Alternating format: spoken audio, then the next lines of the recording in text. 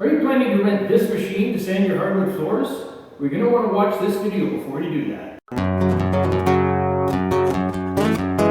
I like the guys at the Home Depot tool rental. They're helpful in assisting in many different things, be it postal diggers, cement mixers, lawnmowers, table saws. They even rent floor sanding machines. Now, they have a good general knowledge of things. They understand how to change the paper, the basic operation of the machine, but they don't have experience running the machines for a living. I've gone in there and I've seen them, telling another customer to use the OBS 18 to sand down a pre-finished hardwood floor. Good luck doing that. That machine is not designed to sand a pre-finished hardwood floor. It's not designed to sand a floor that's already been sanded before with polyurethane on it that someone's already done.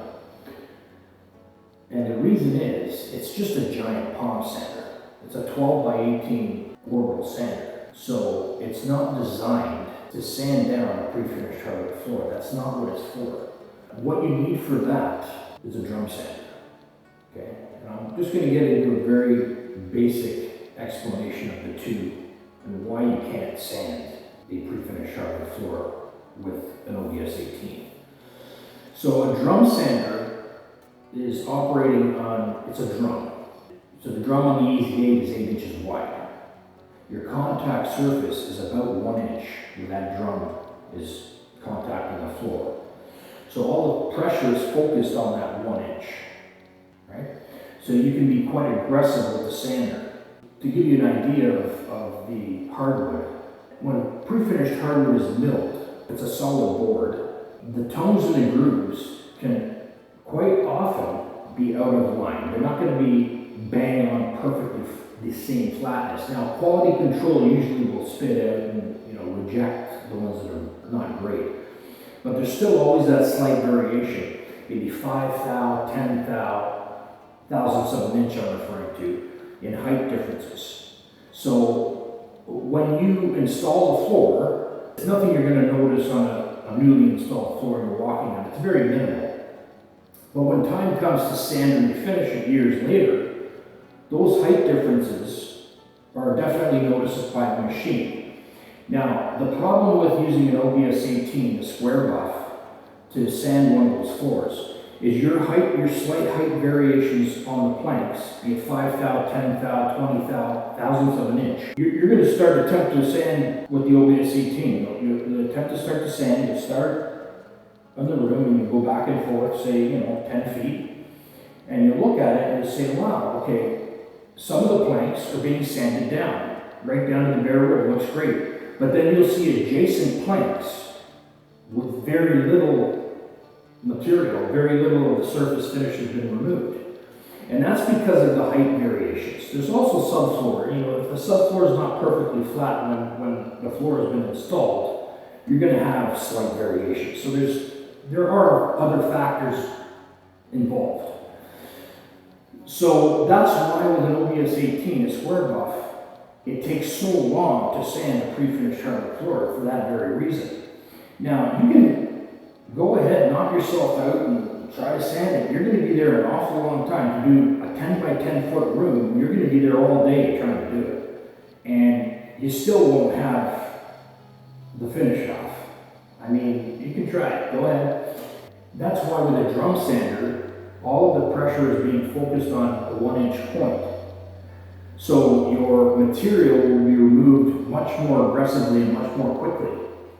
Now, even with a drum sander, you'll notice after your first pass, when you start that first pass in the room, you'll still notice after the first pass, there are still some planks that haven't been completely cleaned down to the bare wood. So even with a drum sander, you have to make a few passes. A couple passes, it could be, sometimes one pass will clean it right off. But oftentimes you'll have to do 2 or 3 passes to clean it all equally to the bare wood. Again, the idea of refinishing any hardwood, we're just trying to strip the surface finish off. We're not trying to sculpt the floor down or, remove as much material as we can. That's not the idea of refinishing the floor. But we're just trying to take off surface imperfections, scratches, dog scratches, this type of thing, and remove the surface finish down to the bare wood. Once that's done and we've achieved that, then we're ready to go on to the next process. I'm getting a little off topic here. But you'll find with the drum sander, because you're focusing on that singular point at the bottom of the drum, about an inch, all that pressure is going to remove the material much more quickly. And that's why with the OBS 18, it's just not designed to do that. So after you've removed the surface material with the drum sander, you've edgered your perimeter of the room, you've scraped your edger lines out, you've palm sanded your edger lines out, then you go to the OBS 18 because now your floor is flat. You've evened the floor out, right? So this is a misconception. This is something that the guys in the Home Depot, I know they're helpful. They have general kind of basic knowledge of all the tools they rent out, but they don't have specific knowledge to operating the machines in terms of the capabilities and the limitations. So I didn't want to rant on Home Depot. I just wanted to share this video because I overheard the guy explaining to another customer about the OBS 18.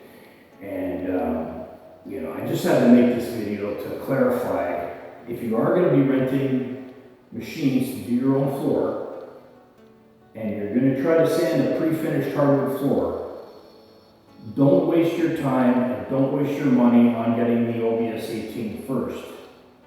Rent the drum sander. I know it's a costly affair to rent all these machines, 75 bucks a day or whatever it is. So what I would do if I was renting, rent the drum sander first.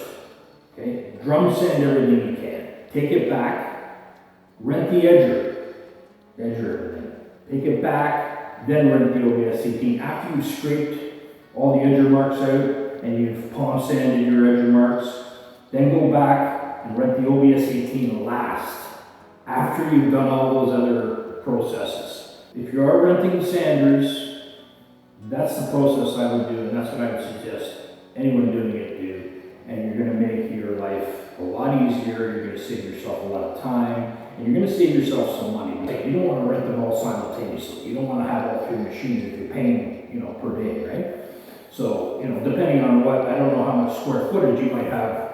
200 square feet, you might have 2,000 square feet. So it all depends on the magnitude of your job if you're attempting to do it yourself. So that's the way I would do it if I was renting.